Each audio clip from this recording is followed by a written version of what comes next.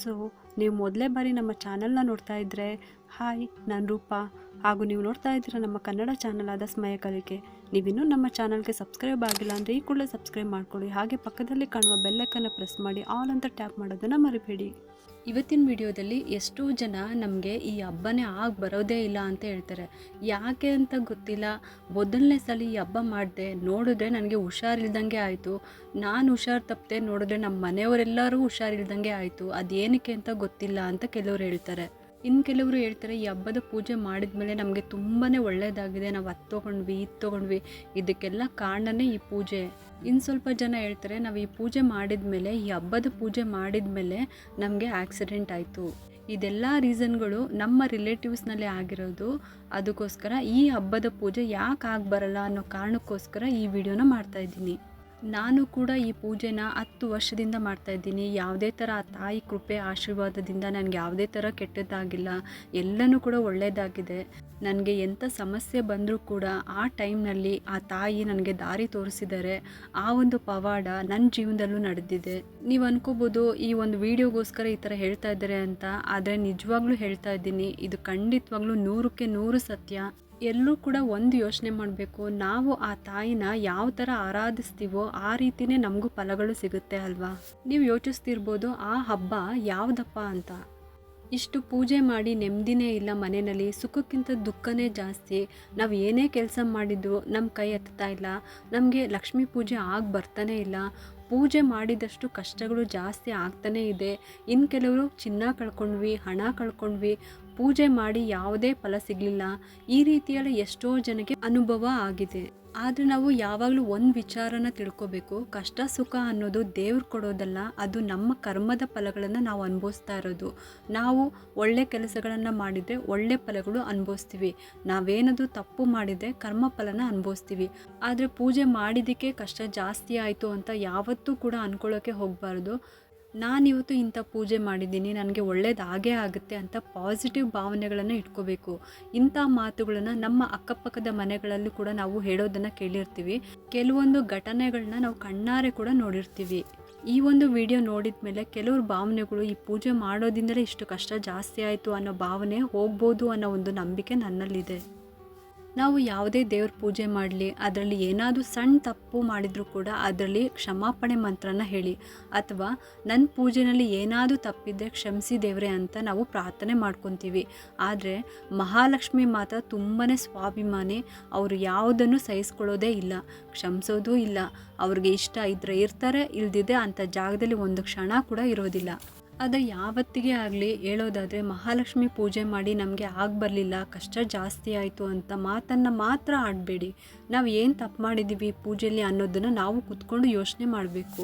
ಮುಂದಿನ ದಿನಗಳಲ್ಲಿ ಆ ತಪ್ಪನ್ನು ಸರಿ ಮಾಡ್ಕೋಬೇಕು. ನಾವೊಂದು ವರಮಹಾಲಕ್ಷ್ಮಿ ಹಬ್ಬನೇ ತಗೊಳ್ಳೋಣ. ಪ್ರತಿಯೊಬ್ಬರಿಗೂ ಕೂಡ ಈ ಹಬ್ಬ ಮಾಡಲೇಬೇಕು ಅಂತ ಆಸೆ ಇರುತ್ತೆ. ತುಂಬ ಹಿಂದಿನ ದಿನಗಳಲ್ಲಿ ಬ್ರಾಹ್ಮಣರು ಮತ್ತು ಶೆಟ್ಟರು ಇವ್ರನ್ನ ಬಿಟ್ಟರೆ ಇನ್ಯಾರೂ ಕೂಡ ಲಕ್ಷ್ಮೀ ಪೂಜೆನ ಮಾಡ್ತಾ ಇರಲಿಲ್ಲ. ಏಕೆಂದರೆ ಹೆಚ್ಚಾಗಿ ಮನೆ ದೇವರ ಪೂಜೆಯೊಂದು ಮಾಡ್ಕೊಳ್ಳೋರು ವರ್ಷಕ್ಕೊಂದ್ಸಲಿ ಜಾತ್ರೆ ಮಹೋತ್ಸವ ಅಂತ ಊರಲ್ಲಿ ಮಾಡೋರು. ಅದು ಬಿಟ್ಟರೆ ಈ ರೀತಿ ಲಕ್ಷ್ಮೀ ಪೂಜೆ ಮಾಡೋದು ಯಾರಿಗೂ ಕೂಡ ಅಷ್ಟಾಗಿ ಗೊತ್ತಿರಲಿಲ್ಲ. ಒಬ್ಬರಿಂದ ಒಬ್ಬರಿಗೆ ನೋಡಿ ಮಾಡೋದನ್ನು ಮನೆಯಲ್ಲಿ ಶುರು ಮಾಡಿದ್ರು. ಆದರೆ ದೇವರು ಎಲ್ರಿಗೂ ಬೇಕು, ಲಕ್ಷ್ಮಿ ಎಲ್ರಿಗೂ ಬೇಕು ಅಲ್ವಾ. ಹಾಗಾಗಿ ಪೂಜೆ ಮಾಡೋದಲ್ಲಿ ಖಂಡಿತ ತಪ್ಪಿಲ್ಲ. ನಮಗೆ ಬರುತ್ತಾ ಬರಲ್ವಾ, ಪೂಜೆ ಮಾಡಿ ಕಷ್ಟ ಜಾಸ್ತಿ ಆಯಿತು ಅನ್ನೋ ಭಾವನೆಗಳನ್ನು ಇಟ್ಕೋಬಾರ್ದು. ಆಗೋದೆಲ್ಲ ಒಳ್ಳೇದಕ್ಕೆ ಅಂತಲೇ ತಿಳ್ಕೊಬೇಕು. ಸ್ವಂತ ಅನುಭವದಲ್ಲೇ ಹೇಳಬೇಕು ಅಂದರೆ ನಾನು ಕೂಡ ಈಗ ವರಮಹಾಲಕ್ಷ್ಮಿ ಪೂಜೆನ ಶುರು ಮಾಡಿ ಸುಮಾರು 10 ವರ್ಷ ಆಗ್ತಾಯಿದೆ. ಮೊದಲನೇ ಸಲ ಪೂಜೆ ಮಾಡಿದಾಗ ನನಗೆ ಆ ಟೈಮ್ನಲ್ಲಿ ತುಂಬಾ ಒಳ್ಳೆಯದಿತ್ತು. ಹಣಕಾಸಿಗೆ ಈ ವರಮಹಾಲಕ್ಷ್ಮಿ ಹಬ್ಬ ಮಾಡೋದಕ್ಕಂತೂ ಏನೂ ತೊಂದರೆ ಇರಲಿಲ್ಲ. ಅದರಂತೆ ಪ್ರತಿ ವರ್ಷವೂ ಕೂಡ ಆ ಸಮಯದಲ್ಲಿ ನನಗೆ ಹೇಗಾದರೂ ಸರಿ ದುಡ್ಡು ಅಡ್ಜಸ್ಟ್ ಆಗಿ ಈ ಪೂಜೆನ ಮಾಡ್ತಾ ಬಂದಿದ್ದೀನಿ. ಯಾವುದೇ ಥರ ಸಾಲ ಸೋಲ ಮಾಡ್ದಂಗೆ ದೇವರ ದಯೆಯಿಂದ ಮಾಡ್ತಾ ಬಂದಿದ್ದೀನಿ. ಇನ್ನು ಕೆಲವರು ಹೇಳ್ತಾ ಇದ್ರು ಮೊದಲನೇ ವರ್ಷ ನನ್ನ ಹತ್ರ ದುಡ್ಡಿರಲಿಲ್ಲ, ನಾನು ಅದಕ್ಕೆ ಬೇರೆಯವರ ಹತ್ರ ಸಾಲ ಮಾಡಿಬಿಟ್ಟು ನಾನು ಈ ಪೂಜೆನ ಮಾಡಿದೆ. ಅದರ ಪರಿಣಾಮವಾಗಿ ಒಂದು 5-6 ವರ್ಷ ತುಂಬಾ ಕಷ್ಟಪಟ್ಟು ಮಾಡ್ತಾಯಿದ್ದೀನಿ. ಆ ನಂತರ ಅವರು ಯಾಕೆ ಈ ರೀತಿ ವರ್ಷದಿಂದ ವರ್ಷಕ್ಕೆ ನಾನು ಪೂಜೆ ಚೆನ್ನಾಗಿ ಮಾಡ್ಕೊಂಡು ಬಂದರೂ ಕೂಡ ಈ ರೀತಿ ಯಾಕೆ ದುಡ್ಡಿಗೆ ಕಷ್ಟ ಆಗ್ತಾ ಇದೆ ಅಂತ ಯೋಚನೆ ಮಾಡುವಾಗ ಹೀಗೆ ಒಬ್ಬರಿಂದ ಒಬ್ಬರಿಗೆ ವಿಚಾರ ತಿಳಿದು ಹೋಗಿ ನಾವು ಎಲ್ಲೆಲ್ಲಿ ಏನೇನು ತಪ್ಪು ಮಾಡ್ತಾ ಇದ್ದೀವಿ ಅನ್ನೋದನ್ನು ತಿಳ್ಕೊಂಡು ಇವಾಗ ಸರಿಯಾದ ರೀತಿಯಲ್ಲಿ ಪೂಜೆನ ಮಾಡ್ತಾ ಇದ್ದಾರೆ. ವರಮಹಾಲಕ್ಷ್ಮಿ ಹಬ್ಬಕ್ಕೆ ಅಂತಲೇ ನಾವು ಸ್ವಲ್ಪನೇ ದುಡ್ಡನ್ನು ಸೇವಿಂಗ್ಸ್ ಮಾಡ್ತಾ ಬಂದು ಮೊದಲನೇ ವರ್ಷ ನಮಗೆ ಪೂಜೆ ಖರ್ಚಿಗೆ ಸಾಕು ಅಂತ ದೇವ್ರನ್ನ ಕೇಳಿಕೊಂಡು ಸೇವಿಂಗ್ಸನ್ನು ಮಾಡಿ ಆ ದುಡ್ಡಲ್ಲಿ ಎಷ್ಟು ಬರುತ್ತೋ ಅಷ್ಟು ಮಾತ್ರ ಈ ಹಬ್ಬವನ್ನು ಮಾಡಿಕೊಂಡು ಹೋಗಬೇಕು. ಈ ರೀತಿ ಮಾಡೋದ್ರಿಂದ ಸೇವಿಂಗ್ಸ್ ಅನ್ನೋದು ಹೆಚ್ಚುತ್ತಾ ಹೋಗುತ್ತೆ. ಇದೇ ರೀತಿಯೇ ಆಡಂಬರವನ್ನು ಬಿಟ್ಟು ಸಿಂಪಲ್ಲಾಗಿ ದೇವ್ರ ಮನೆಯಲ್ಲೇ ಕೂರಿಸೋದಕ್ಕೆ ಶುರು ಮಾಡಿದ್ರು. ಆ ರೀತಿ ಮಾಡಿದ್ರು, ಆಮೇಲೆ ಅವ್ರಿಗೆ ಒಳ್ಳೆಯದಾಯಿತು. ಯಾಕೆ ಅಂತ ಅಂದರೆ ನಮಗೆ ಎಷ್ಟು ವರ್ಷ ಕಷ್ಟ ಅನುಭವಿಸ್ತಿರ್ತೀವೋ 5 ವರ್ಷನೋ 10 ವರ್ಷನೋ ಅದು ಸರಿ ಹೋಗೋದಕ್ಕೂ ಕೂಡ ಒಳ್ಳೆಯ ದಿನಗಳು ಬರಬೇಕು. ಅಂದರೆ ಅಷ್ಟೇ ಲೇಟ್ ಆಗುತ್ತೆ ಅಂತ ಅರ್ಥ. ನಾವು 5 ವರ್ಷ ಕಷ್ಟಪಡ್ತಿರ್ತೀವಿ ಅಂದರೆ ಸರಿ ಹೋಗೋದಕ್ಕೂ ಕೂಡ 5 ವರ್ಷ ಬೇಕೇ ಬೇಕು. ಅಂದರೆ ನಿಧಾನವಾಗಿ ಒಂದೊಂದೇ ಸರಿ ಹೋಗ್ತಾ ಬರುತ್ತೆ. ಯಾಕಂದರೆ ಈಗ ಒಂದಷ್ಟು ನಾವು ದಾರಗಳಾಗಿರ್ಬೋದು ಇಲ್ಲ ಬಟ್ಟೆ ಆಗಿರ್ಬೋದು, ಒಂದು ಬೀರನ್ನ ಕ್ಲೀನ್ ಮಾಡಬೇಕು ಅಂದರೆ ಚಿಟಿಕೆ ಹೊಡೆಯೋ ಅಷ್ಟರಲ್ಲಿ ನಾವು ಮಾಡೋದಕ್ಕೆ ಸಾಧ್ಯ ಆಗುತ್ತಾ ಆ ಕೆಲಸನ? ಇಲ್ಲ ಅಲ್ವಾ? ಒಂದೊಂದೇ ಸ್ಟೆಪ್ನ ಕ್ಲೀನ್ ಮಾಡಿಕೊಂಡು ಬಟ್ಟೆಗಳನ್ನು ಜೋಡಿಸಿ ನಾವು ಇಡಬೇಕು ಅಂದರೆ ಅದೇ ರೀತಿಯೇ ನಮ್ಮ ಜೀವನದಲ್ಲೂ ಅಷ್ಟೇ ಏನೇ ಕಷ್ಟಗಳು ಬಂದರೂ ಅದು ಒಂದೊಂದಾಗೆ ಒಂದು ಸರಿ ಹೋಗ್ತಾ ಬರುತ್ತೆ. ಮೊದಲು ನಮಗೆ ಎಲ್ಲಿ ತಪ್ಪು ಮಾಡ್ತಿದ್ವಿ ಅನ್ನೋ ಅರಿವು ನಮಗೆ ಆಗುತ್ತೆ, ಮತ್ತು ಮುಂದೆ ಆ ತಪ್ಪನ್ನು ಮಾಡಬಾರ್ದು ಅಂತ ಅರಿವು ಕೂಡ ಆಗುತ್ತೆ. ಅದಾದ ನಂತರ ಜವಾಬ್ದಾರಿಗಳು ಬರುತ್ತೆ. ಅಲ್ಲಿಂದ ನಮ್ಮ ಕಷ್ಟಗಳು ಪರಿಹಾರ ಆಗ್ತಾ ಹೋಗುತ್ತೆ. ಹೀಗೇ ಚಿಟಿಕೆ ಹೊಡೆಯೋ ಥರ ಮ್ಯಾಜಿಕ್ ಆಗೋದಕ್ಕಂತೂ ಸಾಧ್ಯನೇ ಇಲ್ಲ. ನಾವೆಷ್ಟೇ ಪೂಜೆ ವ್ರತಗಳನ್ನು ಮಾಡಿದರೂ ಕೂಡ ಅಷ್ಟೇ, ಮಂತ್ರ ಸ್ತೋತ್ರ ಪ್ರತಿದಿನ ಮಾಡ್ತಿದ್ದೀವಿ ಅಂದರೆ ಮನೆಯಲ್ಲೇ ಒಂದು ಪಾಸಿಟಿವ್ ವೈಬ್ಸ್ ಇರಲಿ ಅಂತ ಅಷ್ಟೇ. ನಮ್ಮ ಮೈಂಡು ಯಾವಾಗಲೂ ಕೂಡ ಸಕಾರಾತ್ಮಕ ಶಕ್ತಿಯಿಂದ ಕೂಡಿರಲಿ ಅಂತ, ಮನೆಯಲ್ಲಿ ಈ ರೀತಿ ವಾತಾವರಣ ಕೂಡಿರಲಿ ಅಂತ. ಪೂಜೆ ಮಾಡೋದೇ ಆಗಿರ್ಬೋದು, ವ್ರತಗಳನ್ನು ಮಾಡೋದೇ ಆಗಿರ್ಬೋದು, ಮಂತ್ರಗಳನ್ನು ಪಠನೆ ಮಾಡೋದೇ ಆಗಿರ್ಬೋದು, ನಾವು ಇದನ್ನು ಮಾಡ್ತಾನೆ ಬರಬೇಕು. ಆದರೆ ಇದರಿಂದ ಕಷ್ಟಗಳು ಬೇಗ ಪರಿಹಾರ ಆಗಿಬಿಡುತ್ತೆ, ಮ್ಯಾಜಿಕ್ ಆಗುತ್ತೆ ಅಂತ ತಿಳ್ಕೊಳ್ಳೋದು ತುಂಬಾ ತಪ್ಪು. ಹಾಗಾದರೆ ಲಕ್ಷ್ಮೀ ಪೂಜೆ ಹೇಗೆ ಮಾಡಬೇಕು ಅಂದರೆ, ಮೊದಲನೇ ವರ್ಷ ಯಾರು ವರಮಹಾಲಕ್ಷ್ಮಿ ಹಬ್ಬನ ಮಾಡ್ತಿದ್ದೀರೋ ಅಂದರೆ ನಿಮಗೆ ಎಷ್ಟು ಆಗುತ್ತೋ ಅಷ್ಟು ಸಿಂಪಲ್ಲಾಗೆ ಮಾಡ್ಕೊಳ್ಳಿ.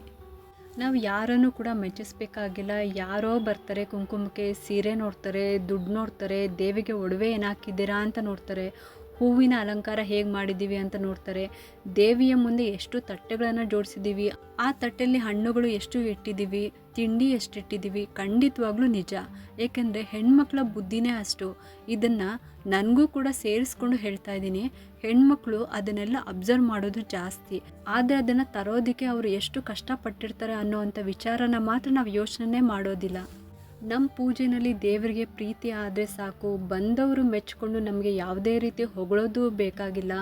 ಸಿಂಪಲ್ಲಾಗಿ ಒಂದು ಕಳಶ ಇಟ್ಟು, ಒಂದು ಬ್ಲೌಸ್ ಪೀಸ್ ಇಟ್ಟು, ತುಪ್ಪದ ದೀಪಗಳನ್ನು ಹಚ್ಚಿ, ಆ ದಿನ ಒಂದು ಸಿಹಿ ಪಾಯಸನ ನೈವೇದ್ಯ ಮಾಡಿ, ಒಂದಿಬ್ಬರಿಗೆ ಕರೆದುಬಿಟ್ಟು ಅಚ್ಚುಕಟ್ಟಾಗಿ ಅವ್ರಿಗೆ ಅರಿಶಿನ ಕುಂಕುಮ ಫಲ ತಾಂಬೂಲ ಕೊಟ್ಟು ಅವರ ಆಶೀರ್ವಾದ ತಗೊಂಡ್ರೆ ಸಾಕು. ಆ ವರಮಹಾಲಕ್ಷ್ಮಿ ತಾಯಿಗೆ ಸಂತೃಪ್ತಿ ಆಗುತ್ತೆ. ವರ್ಷದಿಂದ ವರ್ಷಕ್ಕೆ ಅಭಿವೃದ್ಧಿಯನ್ನು ಕೊಡ್ತಾರೆ. ಅದನ್ನು ಬಿಟ್ಟು ಯಾರನ್ನೋ ಮೆಚ್ಚಿಸೋದಕ್ಕೋಸ್ಕರ ಮೊದಲನೇ ವರ್ಷನೇ ಸಾಲ ಮಾಡಿಕೊಂಡು ಅದ್ಧೂರಿಯಾಗಿ ಎಲ್ಲನೂ ಇರಬೇಕು, ಕಳಶ ಚೆನ್ನಾಗಿರಬೇಕು, ಸೀರೆನೂ ಚೆನ್ನಾಗಿರಬೇಕು, 5 ತಟ್ಟೆ ಇಡಬೇಕು, 9 ತಟ್ಟೆ ಇಡಬೇಕು, ಇಷ್ಟಿಷ್ಟು ಹಣ್ಣುಗಳನ್ನು ತುಂಬಿಸಿ ಇಡಬೇಕು ಅಂತ ಎಲ್ಲ ಆಡಂಬರ ಮಾಡ್ಕೊಳ್ಳೋಕ್ಕೆ ಹೋಗಬಾರ್ದು.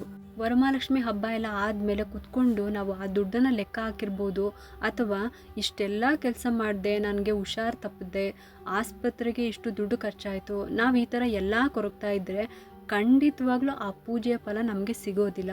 ಆ ಮಹಾಲಕ್ಷ್ಮಿ ಇದನ್ನೆಲ್ಲ ಸಾಲ ಮಾಡಿಕೊಂಡು ನನಗೆ ಮಾಡಿ ಅಂತ ಯಾವತ್ತೂ ಹೇಳೋದಿಲ್ಲ. ಇರೋದರಲ್ಲೇ ತೃಪ್ತಿ ಪಡಿ, ಎಲೆ ಅಡಿಕೆ ಒಂದು ಹಣ್ಣು ಇಟ್ಟು ಪೂಜೆ ಮಾಡಿದ್ರು, ನಾನು ನಿಮ್ಮ ಪೂಜೆನ ಸ್ವೀಕರಿಸ್ತೀನಿ ಅಂತ ಆ ಪರಮಾತ್ಮ ಭಗವದ್ಗೀತೆಯಲ್ಲಿ ಹೇಳಿದ್ದಾರೆ. ಈ ವರಮಹಾಲಕ್ಷ್ಮಿ ಹಬ್ಬನ ನಾವು ಸಾಲ ಮಾಡಿ ಅದ್ಧೂರಿಯಾಗಿ ಮಾಡಿಬಿಟ್ಟು ತಪ್ಪನ್ನು ನಾವು ಮಾಡಿಬಿಟ್ಟು ಅದ್ರ ಹೊಣೆನ ದೇವ್ರ ಮೇಲೆ ಹೊರಿಸ್ಬಾರ್ದು. ಹೀಗೆ ನನ್ನ ಫ್ರೆಂಡ್ಸ್ ಸರ್ಕಲ್ನಲ್ಲೂ ಕೂಡ ವರಮಹಾಲಕ್ಷ್ಮಿ ಹಬ್ಬವನ್ನು ಅದ್ಧೂರಿಯಾಗಿ ವ್ರತವನ್ನು ಮಾಡಿದ್ರು. ಅಲಂಕಾರ ಆಗಿರ್ಬೋದು, ತಟ್ಟೆಗಳಲ್ಲಿ ಜೋಡಿಸಿರೋದೇ ಆಗಿರ್ಬೋದು, ತಿಂಡಿ ಮಾಡಿ ಇಟ್ಟಿರೋದೇ ಆಗಿರ್ಬೋದು, ಈ ಥರದ್ದೆಲ್ಲ ಚೆನ್ನಾಗಿ ಮಾಡಿದರು. ಇನ್ನೊಬ್ಬರಂತೂ ದೇವಿಗೆ ಕೈಕಾಲಂತ ಇಡಬೇಕು, ಅದನ್ನೆಲ್ಲ ದುಡ್ಡು ಕೊಟ್ಟು ತಂದು ಚೆನ್ನಾಗಿ ಅಲಂಕಾರ ಎಲ್ಲ ಮಾಡಿ ಇಟ್ಟಿದ್ರು. ಅವರು ಒಂದು ತಪ್ಪು ಏನು ಮಾಡಿದ್ರು ಅಂದರೆ ಹಿಂದಿನ ದಿನವೇ ಕಳಶದ ಸಮೇತ ಅಲಂಕಾರನ ಮಾಡಿ ಕೂರಿಸೋವಂಥದ್ದು. ಏಕೆಂದರೆ ಕಳಶ ಪ್ರತಿಷ್ಠಾಪನೆ ಮಾಡೋದಕ್ಕೆ ಅಂತಲೇ ಶುಭ ಮುಹೂರ್ತಗಳು ಅಂತ ಇರುತ್ತೆ, ಅದನ್ನು ಗಮನಿಸ್ಕೊಳ್ಳೋದಿಲ್ಲ. ಹಾಗಾಗಿ ಒಳ್ಳೆ ಟೈಮ್ನಲ್ಲಿ ಪೂಜೆ ಮಾಡಬೇಕು ಅಂತ ಮಾತ್ರ ಮೈಂಡಲ್ಲಿ ಇರುತ್ತೆ. ಆದರೆ ಕಳಶ ಸ್ಥಾಪನೆ ಮಾಡೋದಕ್ಕೂ ಕೂಡ ಒಳ್ಳೆ ಸಮಯದಲ್ಲಿ ಮಾಡಬೇಕು ಅನ್ನೋದು ಅವ್ರಿಗೆ ಗೊತ್ತಿರೋದಿಲ್ಲ. ಹಿಂದಿನ ದಿನವೇ ಯಾವ ಸಮಯದಲ್ಲಿ ಅಂದರೆ ಆ ಸಮಯದಲ್ಲಿ ಎಲ್ಲನೂ ರೆಡಿ ಮಾಡಿ ದೇವಿನ ಕೂರಿಸ್ಬಿಟ್ಟಿರ್ತಾರೆ. ಬೆಳಗ್ಗೆ ಹೂ ಇಟ್ಟು ದೀಪ ಹಚ್ಚಬೇಕು ಅಷ್ಟೇ. ಅನ್ನೋದನ್ನು ಬ್ಯಾಲೆನ್ಸ್ ಮಾತ್ರ ಇಟ್ಕೊಂಡಿರ್ತಾರೆ. ಕೊನೆಗೆ ಪೂಜೆನೂ ಮಾಡಿ ಪೂಜೆನೂ ಚೆನ್ನಾಗಾಗುತ್ತೆ, ಬಂದವರು ಕೂಡ ಹಾಡಿ ಹೊಗಳ್ತಾರೆ. ಮೊದಲನೇ ವರ್ಷ ಇಷ್ಟು ಅದ್ಧೂರಿಯಾಗಿ ಮಾಡಿದ್ದೀರಾ, ತುಂಬ ಚೆನ್ನಾಗಿತ್ತು, ಅಲಂಕಾರ ಚೆನ್ನಾಗಿತ್ತು, ಎಲ್ಲನೂ ಚೆನ್ನಾಗಿತ್ತು, ಸೀರೆ ಎದ್ದು ಕಾಣ್ತಾ ಇದೆ ಅಂತ ಹೊಗಳ್ಬಿಟ್ಟು ಹೋಗ್ಬಿಡ್ತಾರೆ. ಆಮೇಲೆ ತಾನೇ ಅದರ ಪ್ರತಿಫಲ ಅವರೇ ಅನುಭವಿಸೋಂಥದ್ದು. ಸ್ವಲ್ಪ ದಿನ ಆದಮೇಲೆ ಅವ್ರು ಹೇಳ್ತಾ ಇದ್ರು, ನಮ್ಮ ಮನೆಯಲ್ಲಿ ಚಿನ್ನ ಕಳ್ತನ ಆಯಿತು, ನಾನು ಯಾವುದೋ ಫಂಕ್ಷನ್ಗೆ ಹಾಕ್ಕೊಂಡೋಗಿದ್ದೆ, ಅದು ಎಲ್ಲಿ ಮಿಸ್ ಆಯಿತು ಅಂತಲೇ ಗೊತ್ತಿಲ್ಲ, ಆದರೆ ಕಳ್ತನ ಆಯಿತು, ಇನ್ನೊಬ್ಬರು ಬೀರ್ನಲ್ಲಿ ಇಟ್ಟಿರೋ ಜಾಗದಲ್ಲೇ ಕಾಣಿಸ್ತಾ ಇರಲಿಲ್ಲ ಅಂತ ಹೇಳ್ತಾ ಇದ್ರು. ಆಮೇಲೆ ದೇವ್ರ ಮುಂದೆ ಇಟ್ಟಿರೋ ದುಡ್ಡು ಕಾಣಿಸ್ತಾ ಇಲ್ಲ. ಇದನ್ನು ಹೇಗೆ ನಂಬೋದು ನೀವೇ ಹೇಳಿ ಅಲ್ವಾ? ಒಂದು ಬೇಜವಾಬ್ದಾರಿಯಿಂದ ಆಗಿರುತ್ತೆ, ಅಥವಾ ನಮ್ಮಿಂದ ಬೇರೆ ಏನೋ ಕಳ್ಕೊಬೇಕು ಅಂತ ಇರುತ್ತೆ, ಅದು ಈ ಮುಖಾಂತರ ಹೋಗಿರುತ್ತೆ ಅಷ್ಟೇ. ಅಂದರೆ ಒಂದು ಆರೋಗ್ಯ ಕೆಟ್ಟು ಅದರ ಹಣವನ್ನು ನಾವು ಆಸ್ಪತ್ರೆಗೆ ಕಟ್ಟಬೇಕಾಗಿರುತ್ತೆ, ಅದು ಈ ರೂಪದಲ್ಲಿ ಕಳೆದೋಗಿರುತ್ತೆ ಅಂತ ನಾವು ಅದನ್ನು ಪಾಸಿಟಿವ್ ಆಗಿ ತಗೋಬೇಕು, ನೆಗೆಟಿವ್ ಆಗಿ ತಗೋಬಾರ್ದು. ಆಗ ಅವರ ಬಾಯಲ್ಲಿ ಬಂದಿದ್ದು ಒಂದೇ, ಈ ವರ್ಷ ಅದು ಬೇಕು ಇದು ಬೇಕು ಅಂತ ಅಂದ್ಕೊಂಡಿದ್ವಿ, ಆದರೆ ಇರೋದನ್ನು ಕೂಡ ನಾವು ಕಳ್ಕೊಂಡ್ವಿ. ವರಮಹಾಲಕ್ಷ್ಮಿ ಹಬ್ಬ ಪೂಜೆ ಮಾಡಿ ನಮಗೆ ಈ ಥರ ಆಯಿತು ಅಂತ. ಇದು ಮೊದಲನೇ ವರ್ಷಕ್ಕೆ ನಿಲ್ಲಲ್ಲ, ಒಬ್ಬೊಬ್ಬರು ಒಂದೊಂದು ಥರ ಹೇಳ್ತಾ ಇದ್ರು. ಕೆಲವರಿಗೆ ಒಳ್ಳೆಯದಾಗುತ್ತೆ, ಕೆಲವರಿಗೆ ಸ್ವಲ್ಪ ಕಷ್ಟ ಬರುತ್ತೆ, ಎರಡನೇ ವರ್ಷಕ್ಕೆ ಸರಿ ಹೋಗುತ್ತೆ ಅಂತ. ಆದರೆ ಎರಡನೇ ವರ್ಷವೂ ಇದೇ ರೀತಿ ತಪ್ಪು ಮಾಡಿದಾಗ ಇನ್ನಷ್ಟು ಕಷ್ಟನ ಅನುಭವಿಸ್ತೀವಿ. ಇನ್ನೊಬ್ಬರು ಹೇಳ್ತಾ ಇದ್ರು, ಸಾಲ ಮಾಡಿ ಅದು ಸರಿ, ಈ ಸಲ ಬೆಳ್ಳಿ ದೀಪ ತಗೊಳ್ಳೇಬೇಕು, ದೇವ್ರ ಮುಂದೆ ಹಚ್ಚಲೇಬೇಕು. ಅವ್ರ ಮನೆಯಲ್ಲಿ ಇಷ್ಟು ಎತ್ತರಕ್ಕೆ ದೀಪ ತೊಗೊಂಡಿದ್ದಾರೆ, ಇಷ್ಟು ಸಾಮಾನುಗಳನ್ನ ಜೋಡಿಸಿದ್ದಾರೆ, ನಾವು ತಗೋಬೇಕು ಅಂತ. ನಾವು ಸೇವಿಂಗ್ಸ್ ಮಾಡಿ ಇದಕ್ಕೆ ಅಂತ ದುಡ್ಡು ಇಟ್ಕೊಂಡು ಅದರಲ್ಲಿ ತೊಗೊಂಡ್ರೆ ತುಂಬಾ ಒಳ್ಳೆಯದು. ಬೇರೆಯವರ ಮೇಲೆ ಪೈಪೋಟಿ ಮಾಡೋದು ತಪ್ಪು ಅಂತ ನಾನು ಹೇಳ್ತಾ ಇಲ್ಲ, ಆ ಥರ ಇದ್ದಾಗಲೇ ನಾವು ಬೆಳೆಯೋದಕ್ಕೆ ಸಾಧ್ಯ ಆಗುತ್ತೆ. ಆದರೆ ಅದು ಒಳ್ಳೆ ರೀತಿಲಿ ಇರಬೇಕು. ಯಾವುದೇ ರೀತಿ ಕೆಟ್ಟ ಭಾವನೆಗಳನ್ನು ಇಟ್ಕೊಂಡು ಪೈಪೋಟಿ ಮಾಡೋದಕ್ಕೆ ಹೋಗಲೇಬಾರ್ದು. ಇದೇ ರೀತಿ ಮುಂದುವರಿಸಿ ಎರಡನೇ ವರ್ಷವೂ ಕೂಡ ತುಂಬಾ ಪ್ರಾಬ್ಲಮ್ ಆಯಿತು. ಗಾಡಿ ಆಕ್ಸಿಡೆಂಟ್ ಆಯಿತು, ಪದೇ ಪದೇ ಆರೋಗ್ಯ ಸಮಸ್ಯೆ, ಈ ಥರ ಎಲ್ಲ ಆಗ್ತಾಯಿತ್ತು. ಅದಾದ ನಂತರ ಮೂರನೇ ವರ್ಷವೂ ಕೂಡ ಹಾಗೆಯೇ. ಅಲ್ಲಿಗೆ ನಮಗೂ ಕೂಡ ಅನ್ನಿಸ್ತು, ಈ ರೀತಿ ಮಾಡೋದು ತಪ್ಪು, ಎಲ್ಲ ಬಿಟ್ಟು ಸಿಂಪಲ್ಲಾಗಿ ಒಂದು ಕಳಶ ಇಟ್ಟು ಪೂಜೆ ಮಾಡಿದ್ರೆ ಸಾಕು, ಇನ್ನು ಯಾವುದೇ ರೀತಿ ಆಡಂಬರ ಬೇಡ ಅಂತ ಹೇಳಿ 4ನೇ ವರ್ಷದಿಂದ ಸಿಂಪಲ್ಲಾಗಿ ಕಳಶ ಇಟ್ಟು ಪೂಜೆ ಮಾಡಿಕೊಂಡು ಬರ್ತಾಯಿದ್ರು. ಅದಾದಮೇಲೆ ಖಂಡಿತವಾಗ್ಲೂ ಸ್ವಲ್ಪನೇ ಅವ್ರ ಜೀವನದಲ್ಲಿ ಚೇತರಿಸ್ಕೊಳ್ಳೋದಕ್ಕೆ ಸಾಧ್ಯ ಆಯಿತು. ಯಾರಾದರೂ ಇಂಥ ತಪ್ಪನ್ನು ಮಾಡ್ತಾ ಇದ್ದರೆ ದಯವಿಟ್ಟು ಆಡಂಬರನ ಬಿಟ್ಬಿಡಿ. ಯಾಕೆ ಗೊತ್ತಾ? ನಮಗೆ ಹೆಲ್ಪ್ ಮಾಡೋರಿದ್ದರೆ, ಹಣಕಾಸಿನಲ್ಲಿ ಚೆನ್ನಾಗಿ ಅನುಕೂಲ ಇದ್ದರೆ ಆಡಂಬರ ಮಾಡೋದ್ರಲ್ಲಿ ಖಂಡಿತ ತಪ್ಪಿಲ್ಲ. ಹಾಗಂತ ತುಂಬ ಚೆನ್ನಾಗಿ ಅಲಂಕಾರ ಮಾಡಿ ಪೂಜೆ ಮಾಡೋರಿಗೆಲ್ಲ ತಪ್ಪು ಅಂತಲೂ ನಾನು ಹೇಳ್ತಾ ಇಲ್ಲ. ನಮಗೆ ಅನುಕೂಲ ಇದ್ದ ಮಟ್ಟಿಗೆ ನಾವು ಮಾಡೋದು ಸರಿ. ಸರಳವಾಗಿ ಕಳಶ ಇಟ್ಟು ಪೂಜೆ ಮಾಡೋದು ಒಳ್ಳೆಯದೇ. ಮೊದಲನೇ ವರ್ಷನೇ ಮುಖ ಸೀರೆನ ತೊಗೊಂಡು ಸೀರೆಯನ್ನು ಉಡಿಸಿ ಅಲಂಕಾರ ಮಾಡಿ ಒಂದಷ್ಟು ಜನನ ಕುಂಕುಮಕ್ಕೆ ಕರಿಬೇಕು. ಅವ್ರಿಗೆಲ್ಲರಿಗೂ ಕೂಡ ಬ್ಲೌಸ್ ಪೀಸ್ ಅಂತೆ, ತೆಂಗಿನಕಾಯಿ ಅಂತೆ, ಗಿಫ್ಟ್ ಐಟಮ್ಗಳೆಲ್ಲ ಕೊಡಬೇಕು ಅಂತ ನಿಯಮಗಳೇನೂ ಇಲ್ಲ. ಇದನ್ನೆಲ್ಲ ನಾವು ಮಾಡ್ಕೊಂಡು ಬಂದಿರೋದು ಅಷ್ಟೇ. ಮೊದಲನೇ ವರ್ಷ ಆದಷ್ಟು ಸಿಂಪಲ್ಲಾಗಿ ಮಾಡ್ಕೊಳ್ಳಿ. ಆ ವರ್ಷದಲ್ಲಿ ನಿಮ್ಮ ಅನುಕೂಲಗಳನ್ನು ನೋಡಿಕೊಂಡು ವರ್ಷದಿಂದ ವರ್ಷಕ್ಕೆ ನೀವು ಹೆಚ್ಚಿಸ್ತಾ ಹೋಗಬೇಕು. ಮೊದಲನೇ ವರ್ಷವೇ ನೀವೆಲ್ಲ ಇಷ್ಟೆಲ್ಲ ಆಡಂಬರ ಮಾಡಿಬಿಟ್ರೆ ದೇವಿ ನಿಮಗೆ ಕೊಡೋಕೆ ಏನಿರುತ್ತೆ ಹೇಳಿ? ವರಮಹಾಲಕ್ಷ್ಮಿ ಪೂಜೆ ಮಾಡಿ ಇಷ್ಟು ಕಷ್ಟ ಬಂತು ಅಂತ ಯಾವತ್ತೂ ಕೂಡ ಅಂದ್ಕೊಳ್ಳೋದಕ್ಕೆ ಹೋಗಬೇಡಿ. ನೀವು ಆ ಪೂಜೆಯಲ್ಲಿ ತಪ್ಪು ಮಾಡಿದ್ದೀರಾ ಅನ್ನೋದನ್ನು ಗಮನಿಸ್ಕೊಳ್ಳಿ. ಲಕ್ಷ್ಮೀ ಪೂಜೆ ಅಂತಲೇ ಅಲ್ಲ, ನಾವು ಮನೆಯಲ್ಲಿ ಪ್ರತಿನಿತ್ಯ ಮಾಡೋ ಯಾವುದೇ ಪೂಜೆ ಆದರೂ ಆಗಿರ್ಬೋದು, ಹಬ್ಬ ಹರಿದಿನಗಳೇ ಆಗಿರ್ಬೋದು, ಪೂಜೆಗೆ ಅಂತ ಸಾಲ ಮಾಡೋದೇ ದೊಡ್ಡ ತಪ್ಪು. ಹರಕೆ ತೀರಿಸೋದಕ್ಕೆ ಅಂತ ಸಾಲ ಮಾಡೋದು ಕೂಡ ದೊಡ್ಡ ತಪ್ಪು. ನಮಗೆ ಅನುಕೂಲ ಇದ್ದಾಗ, ನಮ್ಮ ಕೈಯಲ್ಲಿ ದುಡ್ಡಿದ್ದಾಗ ನಾವು ಎಲ್ಲನೂ ಕೂಡ ಮಾಡ್ಕೋಬೋದು. ಹಾಗೆ ಹರಕೆ ಮಾಡ್ಕೊಂಡಿದ್ದೀವಿ ಅಂತಲೂ ಗೊತ್ತು, ಯಾವ ಮಟ್ಟಿಗೆ ಹರಕೆ ಮಾಡಿಕೊಂಡಿರ್ತೀವಿ ಅಂತಲೂ ಗೊತ್ತಿರುತ್ತೆ, ಮುಂದಿನ ವರ್ಷ ಹಬ್ಬ ಮಾಡಬೇಕು ಅನ್ನೋದು ಕೂಡ ಗೊತ್ತಿರುತ್ತೆ. ಇದಕ್ಕೋಸ್ಕರ ನಾವು ಸೇವಿಂಗ್ಸ್ನ ಮಾಡಬೇಕು ಅನ್ನೋದನ್ನು ಮಾತ್ರ ಮಾಡೋದಿಲ್ಲ. ಅದೇ ಥರ ಮಕ್ಕಳ ಅಡ್ಮಿಷನ್ ಆಗಿರ್ಬೋದು, ಮಂತ್ಲಿ ಫೀಸ್ ಆಗಿರ್ಬೋದು, ಇದೆಲ್ಲ ನಮ್ಮ ಕಮಿಟ್ಮೆಂಟ್ಗಳು. ಪೂಜೆ, ಹಬ್ಬಗಳು, ವ್ರತಗಳು ಮತ್ತು ಹರಕೆಗಳು ಇವು ಕೂಡ ನಮ್ಮ ಕಮಿಟ್ಮೆಂಟ್ ಅಂತಲೇ ತಿಳ್ಕೊಬೇಕು. ಅದಕ್ಕೂ ಕೂಡ ಅಷ್ಟೇ, ಇಷ್ಟೇ ಸೇವಿಂಗ್ಸ್ನ ಮಾಡಬೇಕು. ಈ ರೀತಿ ಮಾಡ್ತಾ ಹೋದರೆ ಖಂಡಿತ ನಮಗೆ ಕಷ್ಟ ಅನ್ನೋದು ಬರೋದೇ ಇಲ್ಲ. ವರ್ಷದಿಂದ ವರ್ಷಕ್ಕೆ ಅಭಿವೃದ್ಧಿ ಅನ್ನೋದೇ ಆಗ್ತಾ ಇರುತ್ತೆ. ನಮಗೂ ಕೂಡ ಜವಾಬ್ದಾರಿ ಅನ್ನೋದು ಇರುತ್ತೆ. ವರಮಹಾಲಕ್ಷ್ಮಿ ಹಬ್ಬದ ಪೂಜೆ ಮಾಡೋದ್ರಿಂದ ಯಾವ ಥರ ಏನು ನಮ್ಮಿಂದ ತಪ್ಪಾಗ್ತಿದೆ ಅಂತ ತಿಳ್ಕೊಂಡ್ರಿ ಅಲ್ವಾ ಎಷ್ಟೊತ್ತು? ಈ ಒಂದು ವಿಚಾರದಿಂದ ಯಾರಿಗಾದ್ರೂ ಏನಾದರೂ ಬೇಜಾರಾಗಿದ್ರೆ ಕ್ಷಮಿಸಿ ಅಂತ ಕೇಳ್ಕೊತಾ ಇದ್ದೀನಿ. ನಮ್ಮ ರಿಲೇಷನಲ್ಲಿ ಕೂಡ ಈ ರೀತಿ ಒಂದು ಅವ್ರು ಮಾಡೋ ತಪ್ಪಿನಿಂದ ಅರಿವು ಇಲ್ಲದೆ ಆ ಮಹಾಲಕ್ಷ್ಮಿ ಹಬ್ಬದ ಪೂಜೆ ಮಾಡಿನೇ ಈ ರೀತಿ ತೊಂದರೆ ಆಯಿತು ಅನ್ನೋ ಒಂದು ತಪ್ಪು ಕಲ್ಪನೆ ಹೋಗಲಿ ಅನ್ನೋ ಕಾರಣಕ್ಕೆ ಈ ಒಂದು ವಿಡಿಯೋನ ಶೇರ್ ಮಾಡಿದ್ದೀನಿ. ಈ ವಿಡಿಯೋ ನೋಡಿದ ಮೇಲೆ ಯಾರ್ಯಾರು ಈ ರೀತಿ ಅಂದ್ಕೊಂಡಿದ್ದರೋ ಅವ್ರ ಯೋಚನೆ ಬದಲಾಗ್ಬೋದು ಅನ್ನೋ ಒಂದು ನನ್ನ ಪ್ರಯತ್ನ.